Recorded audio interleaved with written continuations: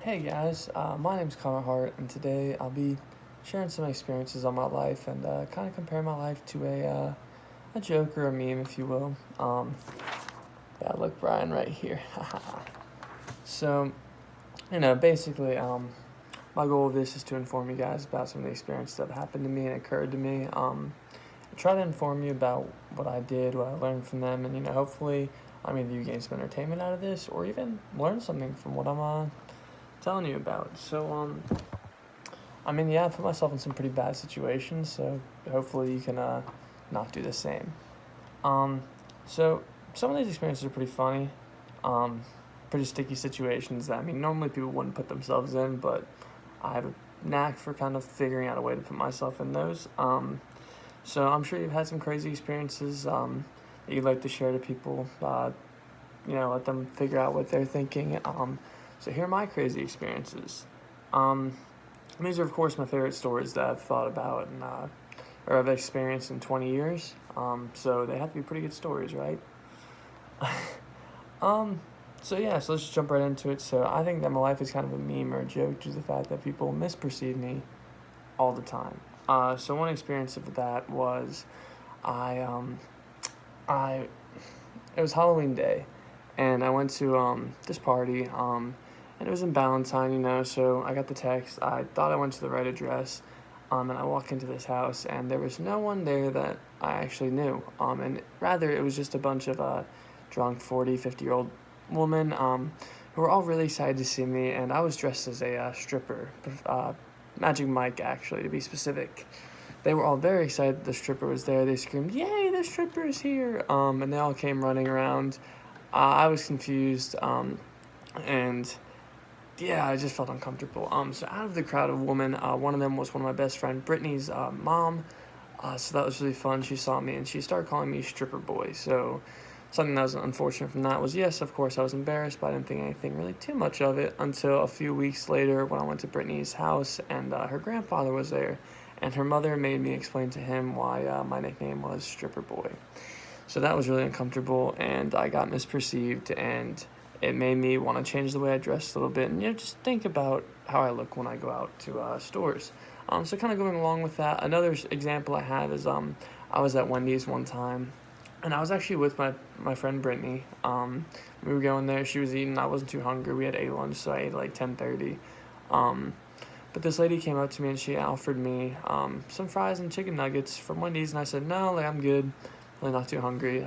I didn't order anything for a reason. A few minutes later, she came back and she made me take them. She put them down and said, "You're gonna eat these," and I was really confused. So I asked Brittany what she thought, and she told me that she thought that the lady was pretty sure that I was homeless and felt bad for me and made me eat her food. And looking back on it, yeah, my hair was really long, my attire was really bad. I probably did look homeless, and yeah, I got misperceived. I was really embarrassed and kind of uncomfortable, but I just laughed it off and I just thought it was funny. Kind of looked at it in a different light, and I haven't had it happen again because I've changed the way I've dressed. Um, so even though each time I get perceived wrong, I learn from it, and I try to learn something else I can do to make it not happen in the future. So I've also had some really embarrassing moments that they just, instead of getting really upset, I just laugh at because that helps me kind of get over it. So a good example of this would be my very first recreational soccer game. I was really excited to start soccer. I have good hand-eye coordination. I don't have any good coordination with my feet. So I was excited to start that. I was like 4 or 5 years old. I was proud to be a part of a big team because normally I just did 5-person teams like basketball or something like that.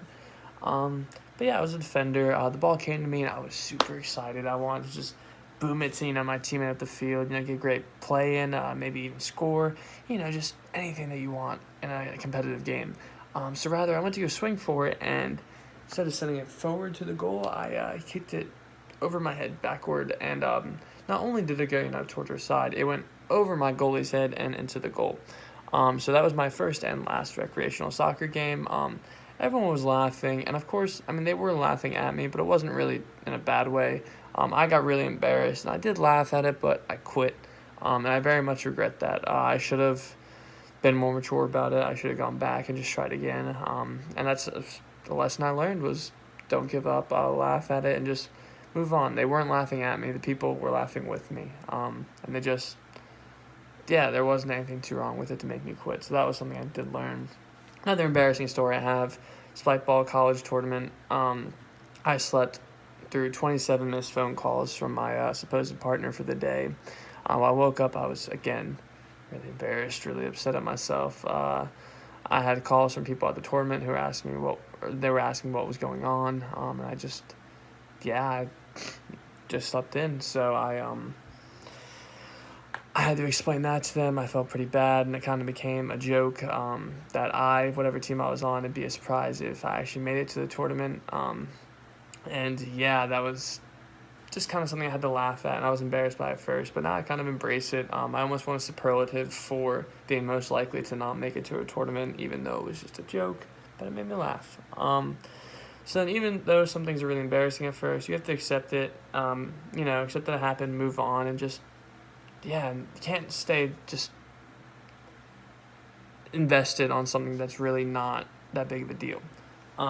So my last story is going to be that one time I was serving at Chili's, and there was a family that really much enjoyed me, and they were just having a good time joking about stuff, and I brought them out their food, and as I was dropping off his food with the sauces, some ranch fell on the father, and it got all over his lap, all over his shirt, pants, everything. I felt terrible. I was embarrassed.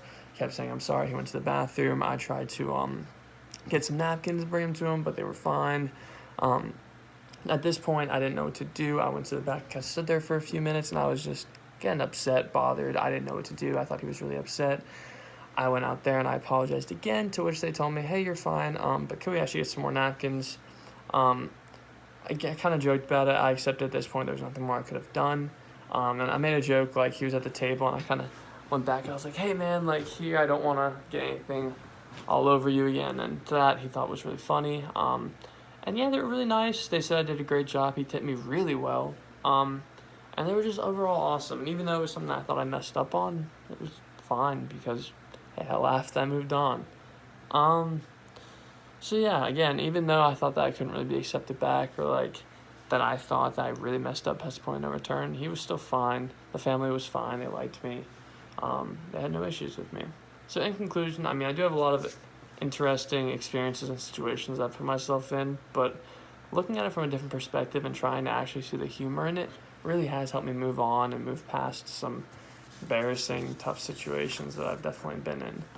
And even though there are some uncomfortable situations that we put ourselves in, trust me, I've been there. It's easy to get through with the right mindset. And of course, even if you think you messed up past the point of no return, or it seems like you can't be forgiven or you can't forgive yourself, just think about it in a different light. Try to look at the humor in things. Just try to relax, laugh, and move on. But yeah, that's my life. My life is definitely a joke. Kind of a bad luck Brian, experience. So thanks for listening. Have a good one.